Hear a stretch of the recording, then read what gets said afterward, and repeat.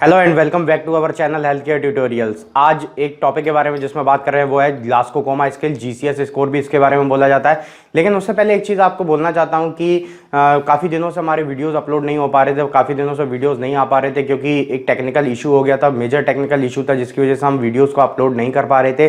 लेकिन अभी वो जो टेक्निकल इशू हो रहा था वो सॉल्व हो चुका है और हम रेगुलरली वीडियोज़ अपलोड करेंगे, तो आप इससे ट्यून रहें, वीडियोज़ को देखते रहें, तो आगे से आपको ये इश्यूज देखने को नहीं मिलेंगे। तो आज जिस टॉपिक के बारे में बात कर रहे हैं वो है जीसीएस स्कोर, ग्लास्कोकोमा स्कोर भी इसको बोला जाता है।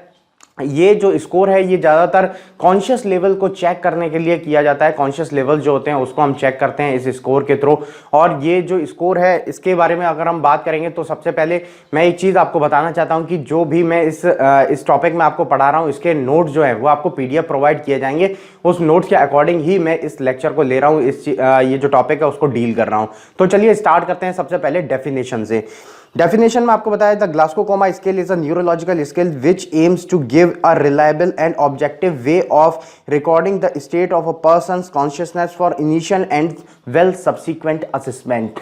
मतलब आपको बताया गया है कि यहाँ पर जो ग्लास्कोकोमा स्केल है इसमें हम क्या करते हैं, कोई भी अनकॉन्शियस पेशेंट है उसका हम कॉन्शियसनेस चेक करते हैं, या फिर कोई नॉर्मल पेशेंट है उसका भी हम कॉन्शियस लेवल जो है उसको चेक करते हैं। इनिशियल लेवल पर भी चेक कर सकते हैं और सब्सिक्वेंट असेसमेंट के लिए भी हम इसको चेक कर सकते हैं। तो ये हो गई डेफिनेशन जिसमें कि आपको ये बताया गया कि ग्लास्कोकोमा स्केल या जीसीएस स्केल है क्या एक्चुअली।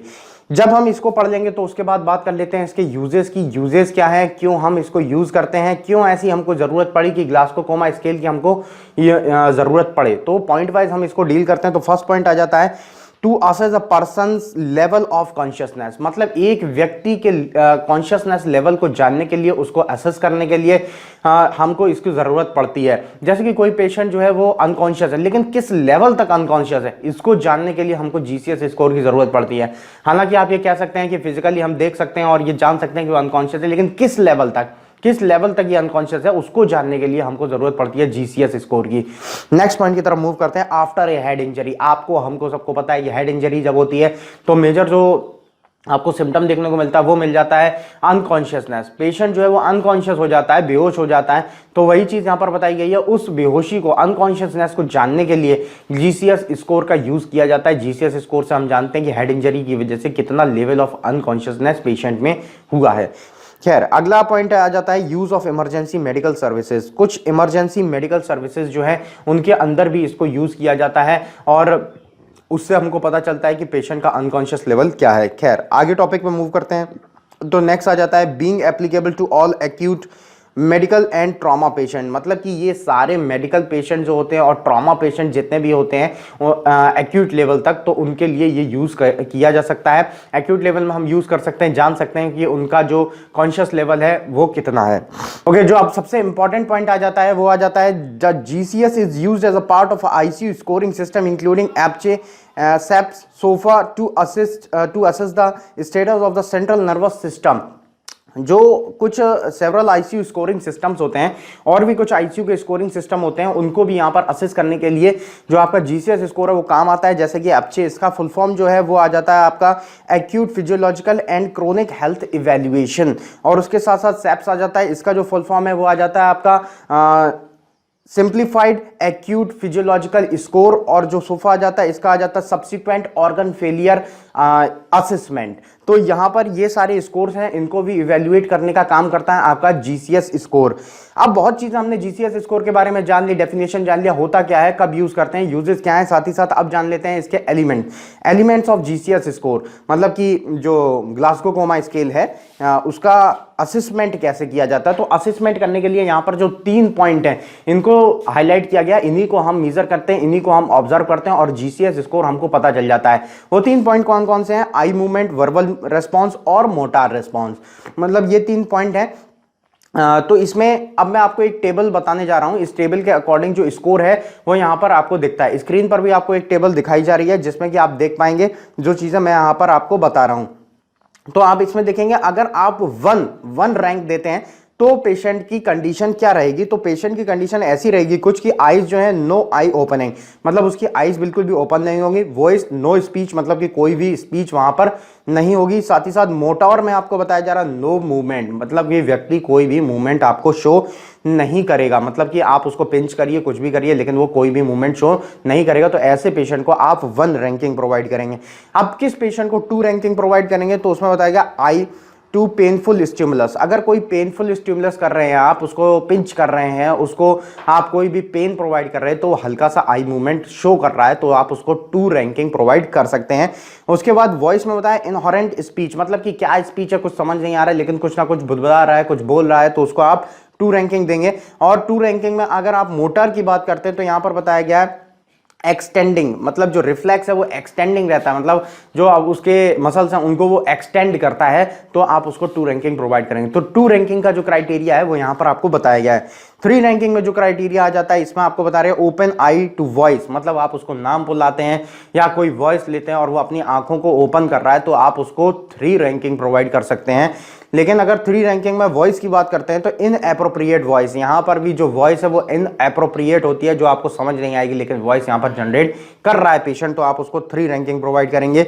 और मोटार की अगर बात करते हैं तो यहां पर आ जाता है फ्लैक्सिंग। अभी आपने देखा था 2 में एक्सटेंडिंग कर रहा था लेकिन यहां पर फ्लैक्सिंग कर रहा है, फ्लैक्सिंग अ बिट हार्डर, मतलब फ्लैक्सिंग जो होती है वो थोड़ी सी हार्डर होती है, लेकिन यहाँ पर 3 रैंक हम तभी प्रोवाइड कर रहे हैं क्योंकि वो कुछ हार्डर कर पा रहा है, कुछ फ्लैक्सिंग अपनी मसल्स को फ्लैक्स कर पा रहा है, तो इसलिए उसको दिया जाता है 3 रैंकिंग। तो 3 रैंक का क्राइटेरिया यहां पर क्लियर कर दिया मैंने आपको। 4th रैंक के क्राइटेरिया आप देखते हैं, 4th रैंक में आप क्या प्रोवाइड करेंगे। अगर 4th ग्रेड दे रहे हैं तो स्पॉन्टेनियसली आई ओपन, मतलब कि सडन आई ओपन कर लेता है, ठीक है। उसके बाद वॉइस में क्या कर रहा है, कंफ्यूज्ड, बोल तो रहा है लेकिन कंफ्यूज रहता है कि क्या बोल रहा है क्या नहीं बोल रहा है।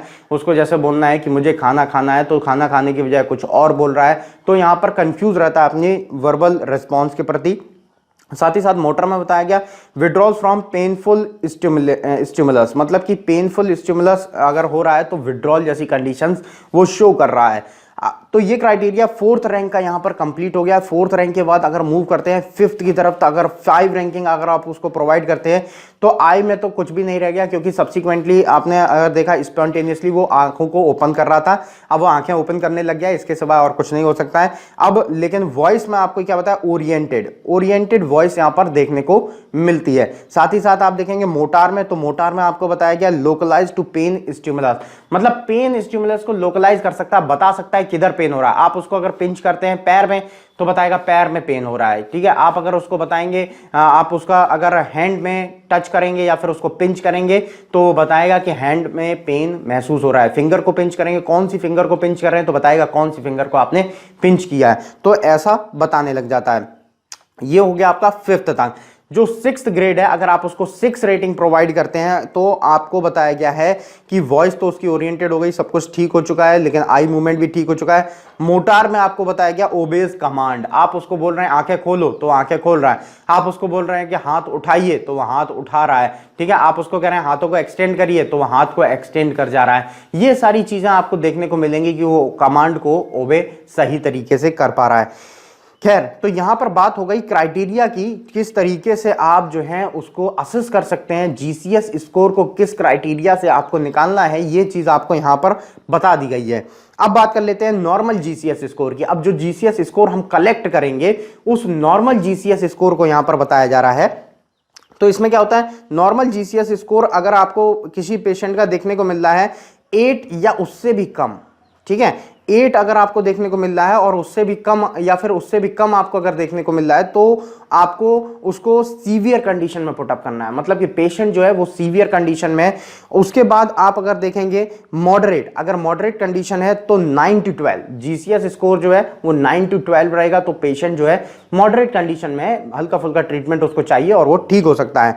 उसके बाद माइल्ड में मतलब कि आपको स्कोर है 13 टू 15, अगर स्कोर आपका 13 से लेकर के 15 तक जाता है तो आप सोच लीजिए कि पेशेंट जो है वो माइल्ड कंडीशन में है, मतलब कि उसकी कंडीशन इतनी ज्यादा सीवियर नहीं है। एक चीज जो मैं आपको बताना भूल गया कि कैसे आप इसको कैलकुलेट कर रहे हैं, कैसे आप उसको जान रहे हैं, तो आप क्या करते हैं, जैसे मैंने स्कोर बताया आपको कि एक पेशेंट है, उसका आई मूवमेंट क्या, वॉइस क्या है, मोटर क्या है, एक एग्जांपल देकर के आपको बताता हूं। आप किसी पेशेंट के पास जाते हैं, उस पेशेंट के पास अगर आप जाएंगे और आप उसको असेस करते हैं और आप देखते हैं उसका आई मूवमेंट हो रहा है या फिर नहीं हो रहा है, तो आपने उसको एक पेनफुल स्टिमुलस दिया और आई टू पेनफुल स्टिमुलस वाला रिस्पांस उसने दिया, मतलब पेनफुल स्टिमुलस के प्रति उसने एक रिस्पांस जनरेट किया, तो आप उसको आई मूवमेंट में 2 रैंकिंग प्रोवाइड करेंगे। तो इधर 2 हो गया।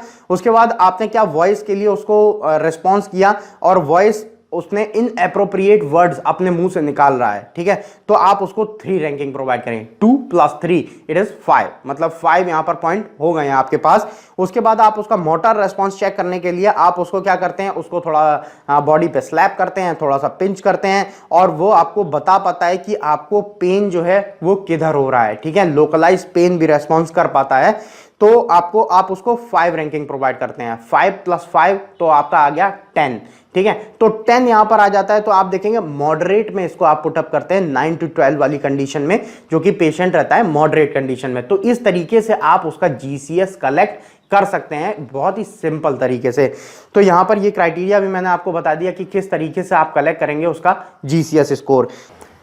तो यहां पर बात कर रहे हैं अब स्पेशल पॉइंट्स की। कुछ स्पेशल पॉइंट्स है जो कि मैंने अपने नोट्स में पुटअप किए हैं, जैसे कि इसमें आपको बताया the GCS has limited acceptability to children specially below the age of 36 months.